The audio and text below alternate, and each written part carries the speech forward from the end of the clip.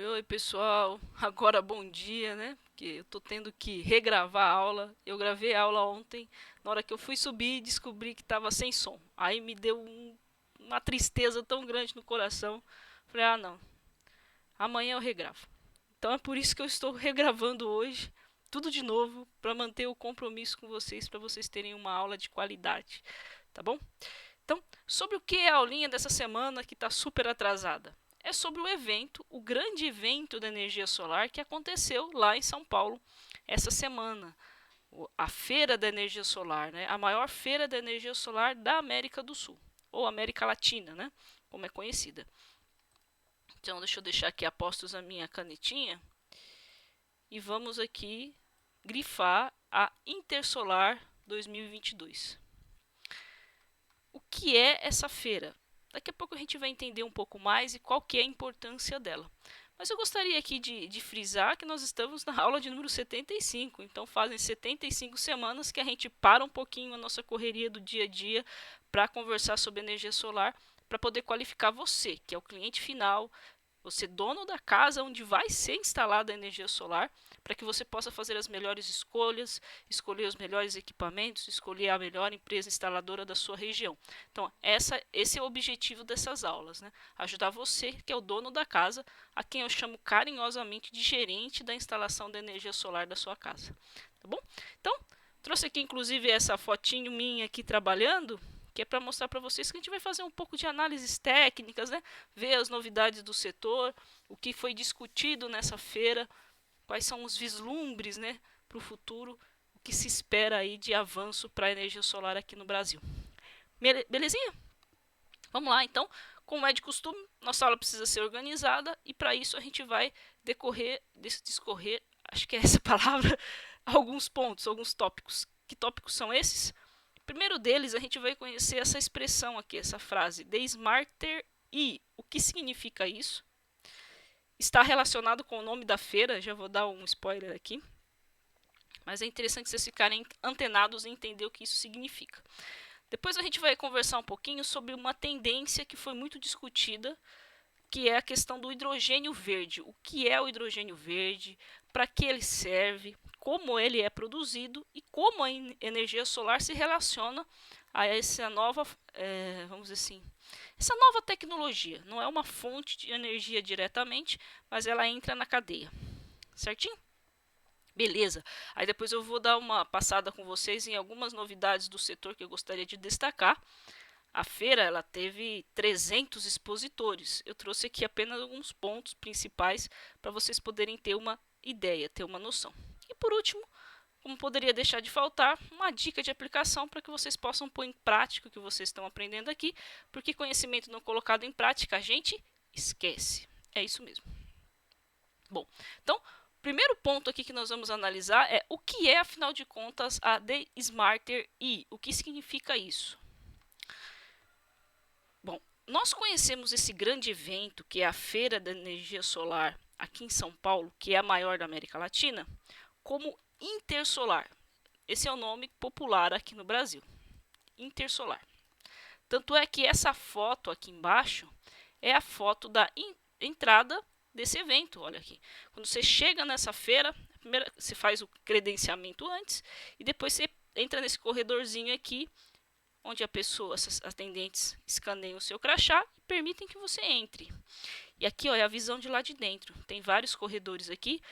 Você já chega de frente para um corredor, tem um corredor à esquerda, outro à direita, e mais para a direita tem mais corredores ainda. E tem como se fossem quadras, né? Outros corredores no outro sentido também, para que você possa acessar esses 300 expositores.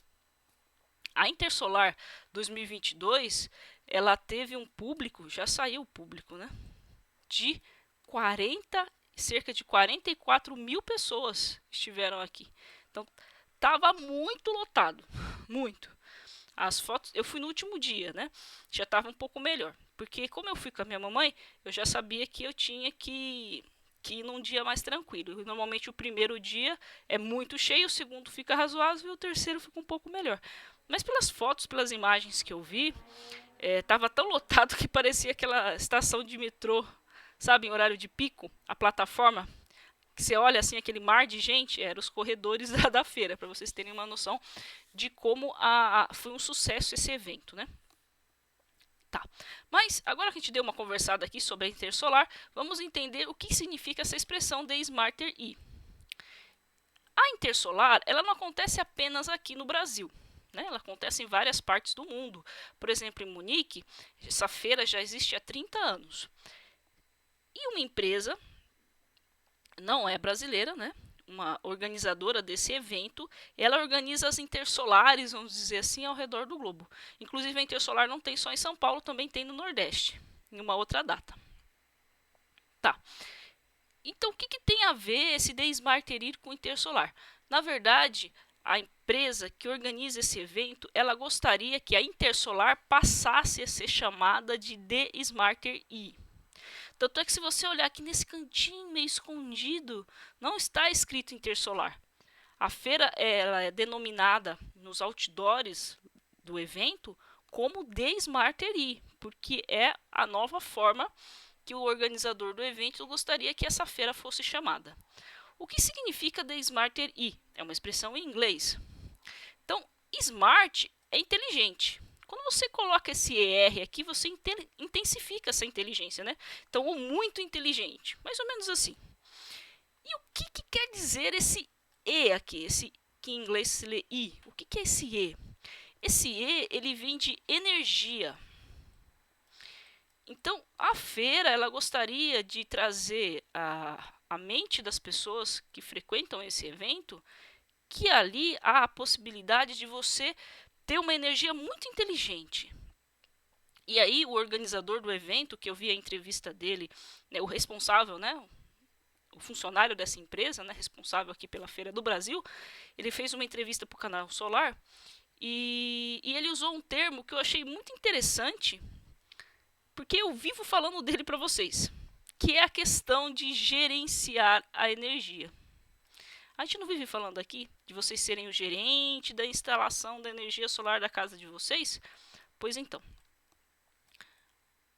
a feira ela gostaria agora de ser conhecida como um lugar de muita inteligência para que possa ser gerenciada as várias fontes de energia.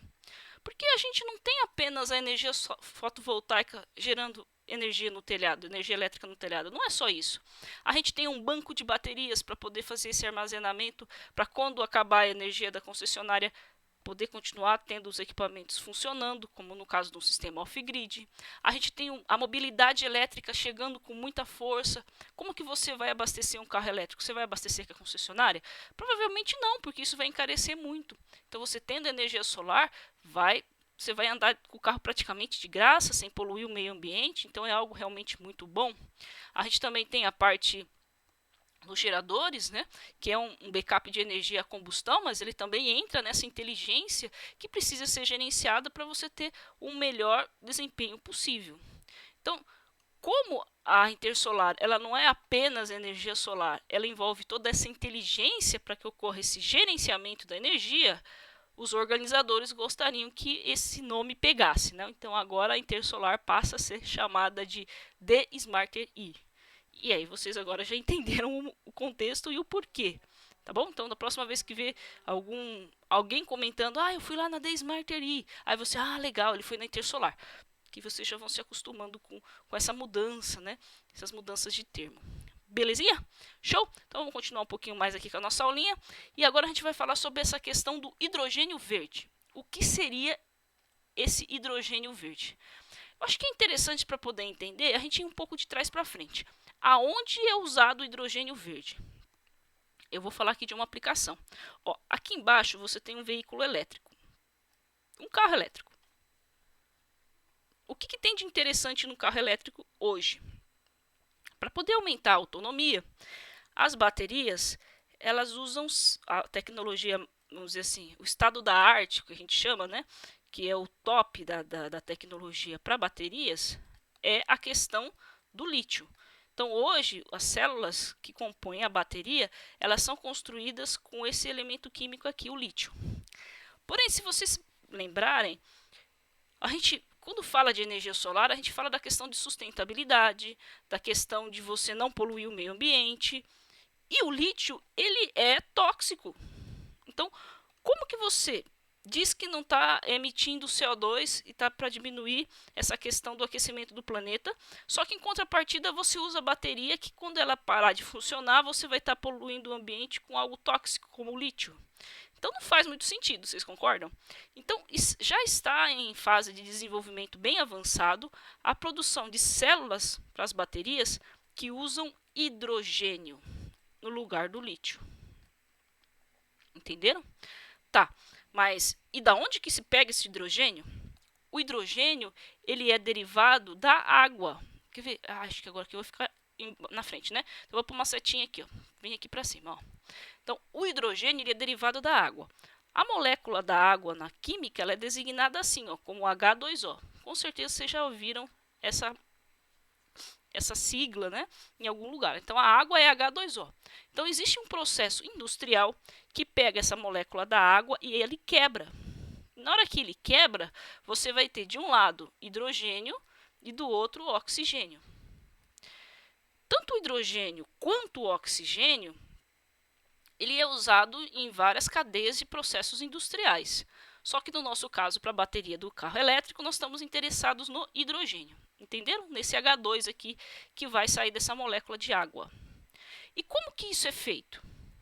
Agora vamos entender então o processo. Ó, através de energia elétrica que vem de usinas solares, por isso que inclusive existe esse termo verde, né? Porque eu não estou usando uma fonte de energia poluente.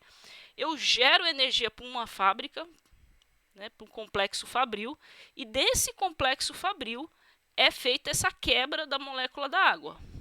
Aí, uma vez esse hidrogênio ficando apto para uso na cadeia produtiva, ele entra aqui para a construção das baterias em outra empresa. Entenderam? Então, por isso que se chama hidrogênio verde. Só para recapitular, para ficar claro, né? Então, o hidrogênio verde ele é pego da água, então é a água a fonte do hidrogênio, mas para que possa quebrar as moléculas de água, eu preciso de energia. A energia que eu uso é uma energia solar, uma energia limpa, por isso que se chama hidrogênio verde. Só que a energia solar, ela também vai ajudar a questão não só aqui do abastecimento, né, do carro, que também é através de eletricidade, que pode ser de uma usina fotovoltaica, mas também na questão da bateria. Então, aí a energia solar ela entra em dois lugares: no abastecimento do carro, lugar 1, e na fabricação das baterias, lugar 2, porque de uma forma intermediária participou da quebra da molécula de água para poder ter o hidrogênio. Certinho? É meio complexo. Isso ainda vai ser discutido muito, porque foi um tema muito falado, não só na feira, como nos bastidores da feira. E ele vai vir com muita intensidade ainda ao longo dos anos. A maior barreira que eles estão tendo até esse momento, por que o hidrogênio ainda não pegou e não já quebrou o lítio, e assim, tirou o lítio da jogada? Porque a eficiência das baterias produzidas com células de hidrogênio não tem a mesma autonomia das construídas com a célula de lítio, e esse é o calcanhar de Aquiles de um carro elétrico. Você precisa de autonomia. Por exemplo, aqui em São Paulo, para ir daqui em São Paulo na praia, é cerca de 300 e poucos quilômetros. Quer dizer, chegando lá eu tenho que abastecer o carro. Entenderam? Se eu abasteço com gasolina, eu consigo ir e voltar. Um exemplo, para vocês entenderem bem. Daqui de Jundiaí até a praia. Mas se eu tivesse um carro elétrico, eu só conseguiria ir, eu não conseguiria voltar. Então lá tem que ter alguma estrutura para abastecer o carro, e aí você já começa a ter vários pontos de atenção. Entenderam? Então a autonomia, quando se fala de carro elétrico, é o ponto mais delicado. Certinho? Mas a gente está se inteirando aqui do setor, das novidades, né? Da mudança do nome da feira, agora dessa nova tecnologia mais sustentável, e agora nós vamos para a cereja do bolo. Vamos ver como que foi a feira, alguns destaques que eu trouxe aqui para vocês. O primeiro deles é algo bem quebra tudo, né? Disruptivo. Esse é um microinversor AP System modelo YC600. É um microinversor de 600 watts de potência, e ele, nessa nova tecnologia oferecida pela Ecore, ele passa a trabalhar com um banco de baterias. Se vocês se lembrarem bem, quando você usa um inversor em conjunto com um banco de baterias para alimentar algumas cargas específicas de uma casa, nós estamos falando aqui de um sistema off-grid. Só que o sistema off-grid, ele normalmente é com inversor string. Então, o off-grid ele faz uso de baterias. E aqui ele não está com um inversor string, que é o de parede, ele está com um microinversor. Então essa é uma grande novidade. Entenderam? Tá, e como que isso funciona? Ó, eu tenho um microinversor de 600 watts produzindo energia lá em cima no meu telhado. Beleza? Aí essa energia ela vai ser armazenada aqui nesse banco de baterias. Esse banco de baterias, à medida que produz, ele vai guardando, ele pode guardar até 3.200 watts. Aí esses 3.200 watts, eles podem alimentar circuitos específicos da casa. Por quê? Porque tem que estar separado da concessionária. Um sistema off-grid não pode ser ligado junto com a concessionária. Tem que estar separado. Certo? Então, uma iluminação, uma geladeira, até o modem da sua internet, se der certo, pode ser que funcione, né? Vai depender do alimentador dele que emite o sinal lá no começo. Mas se só foi uma queda de energia local e você tiver um banco de baterias que mantém o seu modem funcionando, por exemplo, você não vai ficar sem internet. Então, esse conceito aqui, nós estamos falando de microinversor no sistema off-grid com uso de baterias. Certinho? Ele tem que estar separado da concessionária. Isso tem que ser muito bem claro. Quando eu uso apenas um microinversor para eu poder ter créditos, aí é um sistema on-grid, não é esse caso. Certinho? Então aqui a Ecore, ela trouxe aqui os dados, né? A garantia dessa bateria de 10 anos, ela suporta até 4.000 ciclos. O que é 4.000 ciclos? É ligar e desligar. Desculpa, ligar e desligar não. É você encher ela completamente a carga e diminuir completamente a carga. É como se fosse a bateria do celular. Você usa até acabar a bateria. Entendeu? Aí isso é um ciclo. Por isso que se recomenda nunca você abaixar o consumo de uma bateria abaixo de 20%, porque você aumenta a vida útil da bateria. Você não usa esses ciclos, né? E no caso do banco de baterias, ele segue o mesmo princípio, tá bom? Então essa foi a novidade, a grande novidade aqui que a Ecore trouxe para a feira. Os outros a gente já conhece, né? Que é o DS3D, que é o microinversor de 2.000 watts. Inclusive esse que está aqui, que eu tirei a fotinho. Já explico para vocês aí aqui, ó, sobre essa fotinho. Tem também o QT2D, mas ele é para 380 volts. Apesar de ele ligar 8 placas aqui para a região de Jundiaí, acaba não se aplicando muito, porque colocar um transformador numa casa, isso é impensável, não vale a pena. Porque um transformador ele vai aquecer, ele vai dar ruído. Então tudo aquilo que você quer de uma casa eficiente, uma casa limpa em tecnologia, e você vai dar um passo para trás. Então na minha opinião o QT2D para nós aqui ainda não dá. Assim que lançar um QT2D de 220 volts, aí sim, aí vai ser lindo, maravilhoso para nós. Mas por enquanto o DS3D seria a tecnologia top que a gente tem de AP System vindo da Ecore. Certinho? Bom, para vocês que me conhecem aqui em Jundiaí e já fizeram de repente algum orçamento comigo e eu tive que falar assim, ó, eu vou conversar lá com o Antônio Carlos da Ecore, que é o representante da Ecore aqui da nossa região. Pois é, aqui está a fotinho dele, esse é o Antônio Carlos. É o senhor com quem a gente sempre conversa, negocia, resolve os problemas. E aí lá na feira eu tive a oportunidade de revê-lo e tirar essa foto para mostrar aqui para vocês. Porque a feira é isso, né? A feira é para você conhecer novos fornecedores, ver novas tecnologias e rever os seus fornecedores, né? Eu acho bem interessante essa oportunidade de olho no olho, né? Porque normalmente a gente fica no telefone, mensagem de WhatsApp e acaba não conhecendo, interagindo, né, pessoalmente com as pessoas. E essa aqui foi uma excelente oportunidade para que acontecesse isso. Certinho? Maravilha? Beleza, então vamos continuar aqui com a nossa aulinha. O que mais nós temos de novidade? Olha só. Essa novidade é igual piscina, chamado de borda infinita. Borda infinita aplicado ao módulo fotovoltaico. Essa é uma tecnologia que veio da DH, da fabricante de módulos fotovoltaicos DH. E como mostra aqui o que está escrito aqui na plaquinha, essa é uma patente da DH, então essa tecnologia pertence a eles. Quer dizer que apenas a fábrica de módulos DH vai ser capaz, somente ela vai produzir esse tipo de módulo fotovoltaico, que a gente já vai discutir aqui um pouquinho, de borda infinita.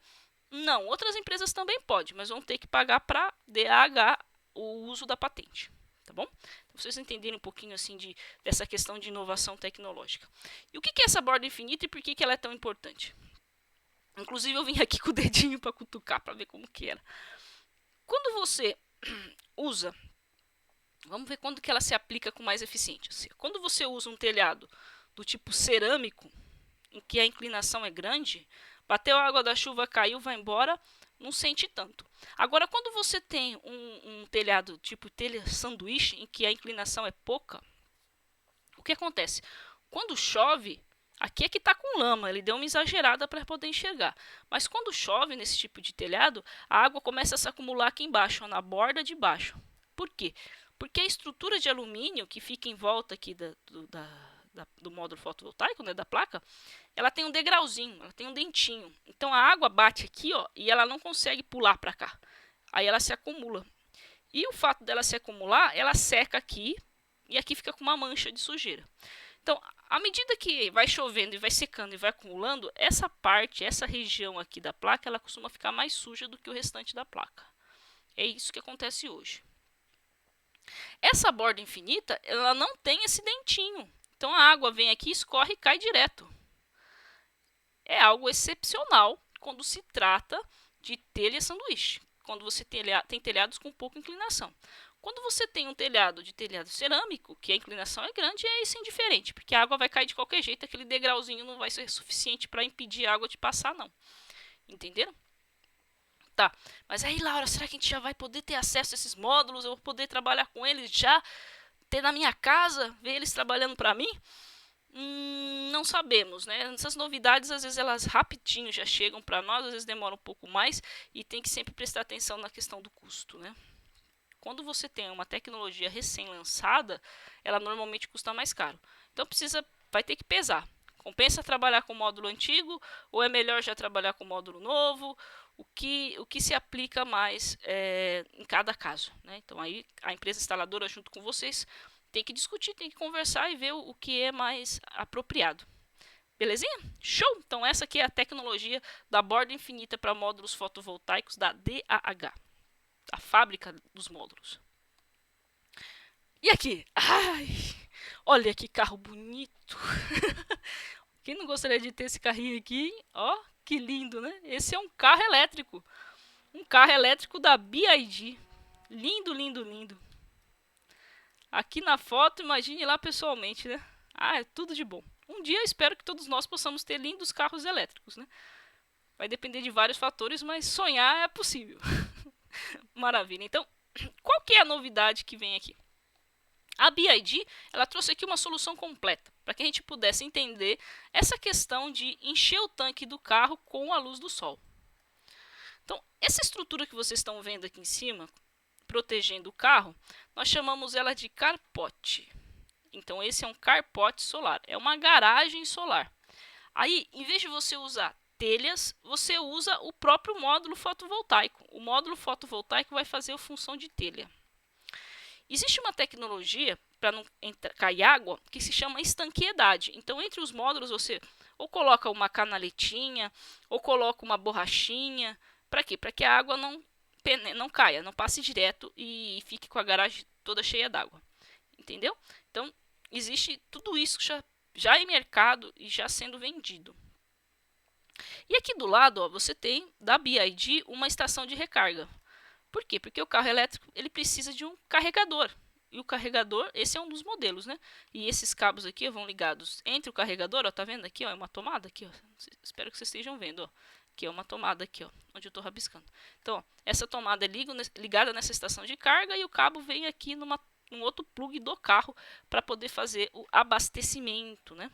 Só que é interessante que esse tipo aqui de abastecimento da BYD, esse carregador da BYD, de modelo postinho, ele é usado na Europa mais na rua, sabe? Estacionamentos na rua. Sabe quando você deixa seu carro na rua?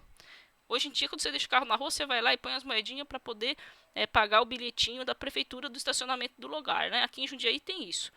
Lá na Europa, vão pensar que no lugar dessa moedinha para o estacionamento, tem lugares, existem os postinhos de recarga espalhados, assim, porque lá na Europa é raro as pessoas terem garagem, porque como são cidades muito antigas, essas casas não foram feitas com garagem. Então as pessoas não têm garagem em casa. Então é necessário ter esses postinhos, né, espalhados para que as pessoas possam abastecer seu carro enquanto deixa estacionado na rua. Só que lá é pago, tá? Não é de graça. Aqui no Brasil é de graça. As estações de recarga, por enquanto, são gratuitas. Quando é shopping, é pago o preço do estacionamento, mas não é pago o valor do abastecimento em si. Lá em São Paulo já tem shoppings com estações de recarga. Em residências, não é bem esse daqui o modelo de abastecimento, não. Parece um inversor de parede, uma caixinha na parede, e de lá sai o cabo para poder abastecer o carro. É uma instalação mais simples, tá bom? Então, esse postinho, normalmente, ele tem uma potência maior do que na casa. Vamos entender um pouquinho essa relação de abastecimento. É importante vocês já começarem a se esclarecer e se antenar nessa mudança que está vindo aí com força, porque o planeta está esquentando e uma das grandes apostas para reduzir a emissão de CO2 são os veículos elétricos, né? Mudar a frota do mundo para diminuir a poluição lançada na atmosfera. Ó, se você tem, por exemplo, um carregador residencial da ordem de 3 kW, porque é também por potência que você identifica o carregador, ele vai, eu estou falando aqui de cabeça, tá? Mas é mais ou menos, e depende do modelo do carro. Porque depende do modelo da bateria, depende do modelo do carregador interno ao carro, porque ele recebe essa energia aqui e daqui ele tem que converter para mandar para a bateria. Então, essa potência aqui vamos dizer assim, é o norte de todo o assunto. Então, quando você tem em torno de 3 kW, mais ou menos, vai demorar 18 horas para você poder abastecer a plena carga o seu carro. Mais ou menos. É um número alto, né? Mas é para vocês entenderem a diferença. Agora, quando você usa um carregador da ordem de 7 kW, ó, mais do que 2 vezes, você reduz esse número de tempo de carregamento em torno de 8 horas. Entenderam? Então, quanto maior a potência, mais rápido enche o tanque. Mas aí existe um porém. Por que é tão importante você abastecer o carro com o sol e não com a concessionária? Pensa, ó, 7 kW é algo que a gente consegue comparar. É como se fosse o chuveiro da sua casa ligado no inverno. Quando você muda lá a chavinha para o inverno do chuveiro. Pensa comigo. Você não procura tomar banhos de 5 minutos para gastar o menos possível na conta de luz? Você imagina você carregando seu carro como se fosse um chuveiro de 7 kW durante 8 horas consecutivas. O que é que vai acontecer com a sua conta de luz? Ela vai para as estrelas. É por isso que é importante ter o sistema fotovoltaico como apresentado nesse carpote, para que você possa diminuir o custo para poder encher o tanque do carro. Só que esse tempo para encher o tanque do carro, ele depende de um outro fator. Qual fator? É quanto você roda. Ó, mais ou menos, aqui é tudo aproximação para vocês terem uma ideia. Um tanque cheio, né, uma bateria plena carga de um veículo elétrico roda 300 km. Vai depender de fabricante para fabricante, mas para a gente ter uma referência aqui, ó, 300 km. Então vamos pensar, ó, são 300 km que eu preciso. Se eu precisar rodar 300 km, eu preciso de 8 horas de abastecimento. Certo?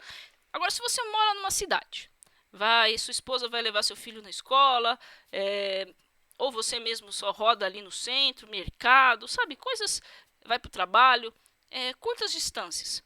Suponhamos que por dia você rode em torno de 50 km, não é o 300 só, é 50, é bem menos. Quanto que seria necessário para carregar o seu carro? Quanto tempo? Ó, vou fazer uma conta aqui já para vocês irem se acostumando, ó. Então 300, peguei aqui a calculadora. 300 é a plena carga. Quanto que é 50? Então, se eu pegar 300 e dividir por 50, ó, são 6. São 6 vezes. Então, eu vou pegar a minha 8 horas ali e vou dividir por 6. Ó.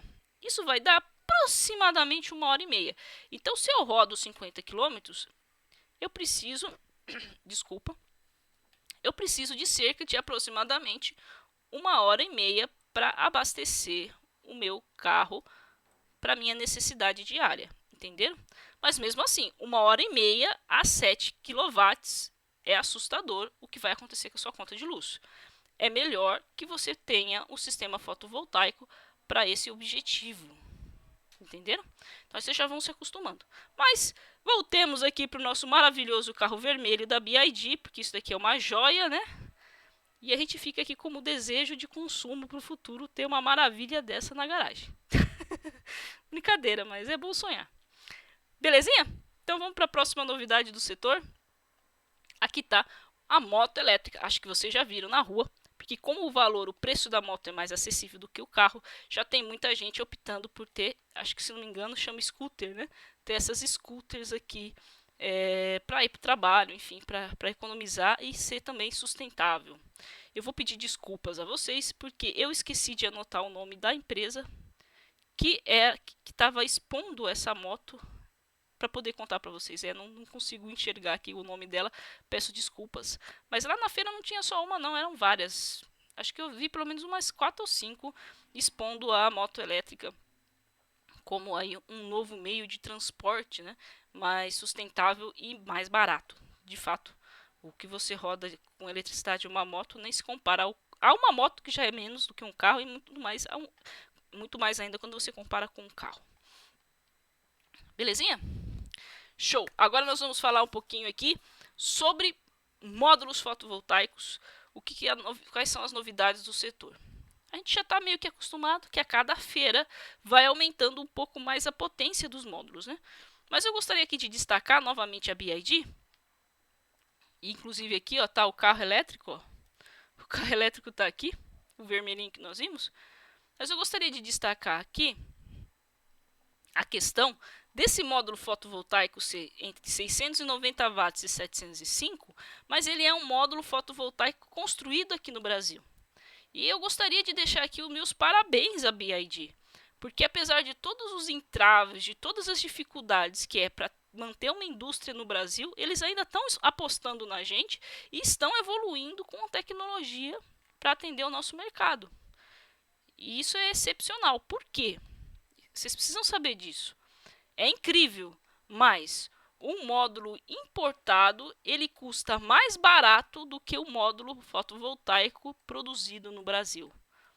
Como pode um negócio desse? Isso é devido aos impostos, ao que eles chamam de custo Brasil. Então, devido ao custo Brasil, o importado ele é mais barato do que o módulo fabricado aqui. Que louco, né? Um módulo fabricado aqui faz a gente ser independente tecnologicamente de outros países, faz a gente não ficar vulnerável a essa questão de importação ou problemas externos, gera emprego, né? Gira a economia, aumenta o nosso PIB. Tipo, teria vários motivos aí para a gente ficar feliz com uma indústria nacional de módulos fotovoltaicos. O problema é que quando você compra de fora, fica mais barato do que o nacional. E aí na hora que você entra numa guerra de preço de orçamento, para poder vencer um orçamento, como que você vai vencer um orçamento com um módulo mais caro? Você perde. Vocês percebem? Você que está aí do outro lado, que está assistindo essa aulinha porque pensa em colocar energia solar na sua casa, o primeiro critério que você usa normalmente, peço até desculpas por ser tão direto assim, mas o primeiro critério que você usa é o mais barato. Qual deles é o mais barato? Normalmente a gente faz isso, inclusive no supermercado. Só que tem que pensar que o mais barato, ele tem consequências. E esse daqui é um deles. O fato da gente ter esse costume de escolher o mais barato, ele torna a vida da BYD ao fabricar módulos aqui ainda mais difícil. Mas então, como que a BYD faz para sobreviver? É que existe uma linha de crédito específica para o agronegócio, para agricultores, do governo chamado FINAME. E o FINAME ele exige que os módulos fotovoltaicos, que uma parte do kit, seja de fabricação nacional. E quando ele faz isso, a BYD vê aí um nicho de mercado, ela vê uma oportunidade de vender para esses agricultores que precisam de módulos que sejam construídos no Brasil. E aí ela entra atendendo a eles. É mais caro? É. Mas por conta dessa linha de crédito ser muito boa, com taxas menores, com carência bem alta, com número de parcelas enorme. Então isso tudo faz que dê certo e se torne viável para esse cliente em específico do FINAME. Agora, um cliente de casinha é muito difícil usar um módulo fotovoltaico nacional. Entenderam? Tá.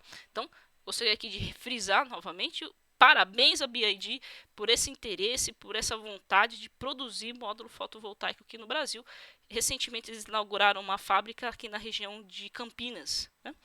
E eles, inclusive na Unicamp, eles têm com o professor Vilalva o convênio e eles usam lá os laboratórios da Unicamp para fazer testes. É muito legal. Então eles não estão apenas gerando emprego, mas eles também estão fomentando a universidade e o desenvolvimento tecnológico do nosso país. Então eles têm que receber os nossos parabéns e a nossa admiração porque eles estão fazendo. Belezinha? Vamos continuar? Vamos lá. E aqui, o que eu trouxe para vocês? Eu trouxe a tégula solar. Alguns de vocês já conhecem, que são telhas onde já é instalado na própria telha mini, vamos falar assim, placas, mini módulos fotovoltaicos. É um pedacinho de módulo instalado na própria telha, para que você não tenha que colocar uma estrutura, colocar o módulo, né, aumentando o peso ali, enfim. Só que quem me conhece já há algum tempo sabe que eu não gosto muito da tégula. Estou sendo bem honesta para vocês. Então, por que eu trouxe aqui? Porque eu achei que era uma novidade boa para passar para vocês. Inclusive, a tégula é fabricada pela Eternit, para que vocês possam tomar suas próprias decisões. Ó, olhando assim a ideia, ela é perfeita, ela é linda. Você ter as telhas já com as placas. Não precisar ter que colocar algo mais. Só que o que eu gostaria de frisar para vocês? Um dos principais causas de incêndio são as conexões dos conectores MC4, que fazem as conexões do sistema fotovoltaico. E entre uma telha e outra, você tem uma conexão. Como você tem centenas de telhas, você vai ter centenas de conexões. E existe um princípio matemático do seguinte, ó, se aqui eu tenho uma área de risco, quando eu tenho vários pontos de conexão, eu multiplico o meu risco várias vezes. Então, quando você usa uma telha desse modelo, você tem que ter na sua cabeça que você está gerenciando um risco. E como que você faz para gerenciar esse risco da melhor forma possível? É exigindo que a empresa instaladora ela faça uma instalação perfeita, a melhor instalação possível para vocês. Então, é preciso exigir da mão de obra que a execução seja perfeita. Não há margem para erro. Ele não pode não fazer um mau encaixe aqui, por exemplo, ou deixar um cabo mordido porque foi prensado na hora de pôr a telha entre a telha e a ripa, entre a telha e o caibro. Entenderam? Então, é legal, é uma solução muito interessante, mas você que é o consumidor final, dono da casa, precisa estar de olho no que está sendo feito, porque você precisa exigir uma instalação perfeita.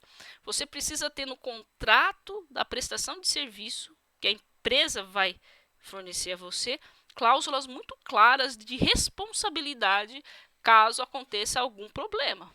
Porque senão a empresa instala, vai embora, você não acha mais, fica com problema e com a dor de cabeça.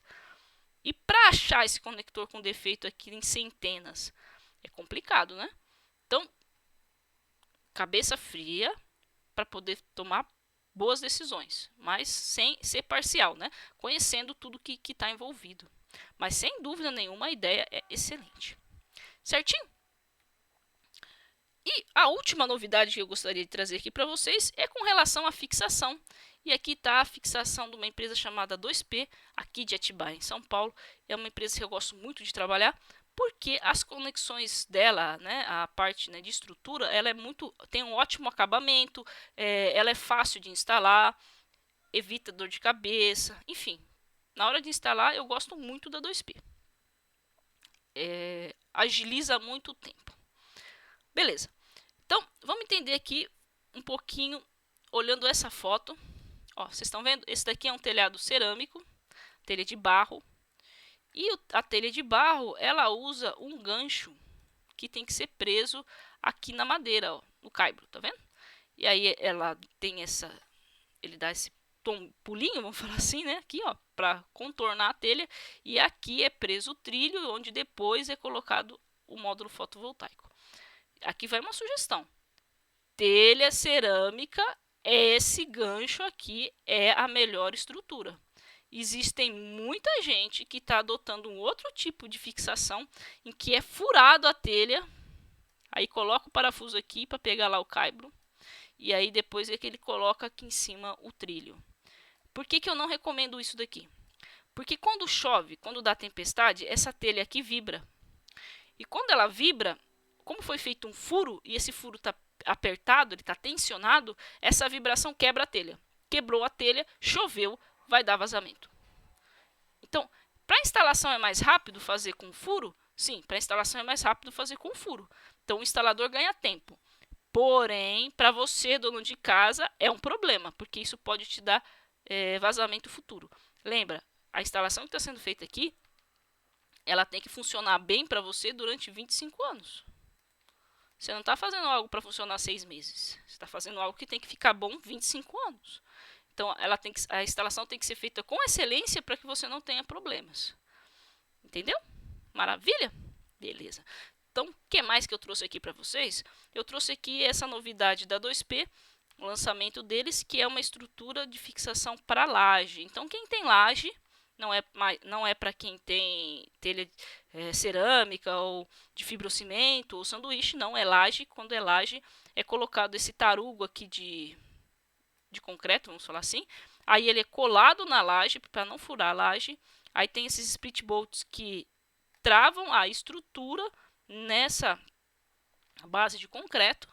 E aí com essa pecinha aqui você já prende o módulo fotovoltaico. Qual que é a novidade? Antes havia uma estrutura mais ou menos assim L, ó, vou desenhar aqui, ó, em que você dava um ângulo.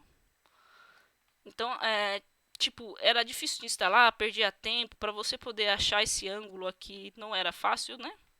Então, eles mandando esse pezinho aqui, já pronto, ele já fica no lugar que tem que ser com relação a erguer a placa, porque aqui você pode erguer, pezinho, né? Você pode erguer essa placa, por quê? Porque esse pezinho aqui ele foi construído para isso, então ele suporta a carga de vento, então você ergue em torno lá da latitude, que é mais ou menos 20 e poucos graus. Então, a estrutura aqui da 2P foi feita para erguer, então nesse caso pode. Vocês entenderam? Não perde a garantia. Agora, você ergueu a placa numa estrutura de telhado cerâmico, telhado de fibrocimento, telha de amianto, você perdeu a garantia da estrutura. Aí a sua garantia tem que ser quem te instalou. Você tem que ter isso claro. É proibido erguer. Eu não faço, mas tem gente que faz. Só que quem faz tem que se responsabilizar pelo que fez. Então, vocês precisam, né, ter essa diretriz aí, essa clareza de raciocínio. Belezinha? Show! Então, para finalizar a nossa aulinha de hoje, gostaria de deixar aqui uma dica de aplicação. A dica de aplicação é a seguinte, ó. Nós vimos várias tecnologias. Qual delas melhor se encaixa para vocês? Você precisa analisar. Por quê? Nem sempre o lançamento é o que é o melhor para você. Vai depender de caso para caso. Por exemplo, vamos voltar lá na BYD. Ó, painéis de 705 watts. Ah, tudo de bom, painel grande. Em vez de colocar um monte de placa, eu reduzo o número de placas e produz mais energia. Ó, lindo. É a melhor escolha. Aí, calma. Ó, o fato dele produzir mais energia quer dizer que ele é maior. A largura e a altura dele é maior. Ele cabe no seu telhado? Esse é o primeiro ponto. Então, talvez você não consiga usar um módulo de 705. Você vai ter que usar um módulo de 550 ou talvez de 400. Então, é preciso fazer cálculos para ver qual que é a melhor tecnologia para você. Então, a análise é fundamental. Não ache que porque é lançamento, você tem que usar lançamento. Não, você tem que sentar com a empresa instaladora que vai te prestar serviço para que vocês possam discutir o que é melhor no seu caso. Entenderam? Então, essa é a minha dica de aplicação para que vocês não esqueçam tudo isso que a gente conversou aqui a respeito de novidades do setor de energia solar fotovoltaica. Maravilha? Bom, queria desejar aí um início de nova semana, tudo de bom para vocês.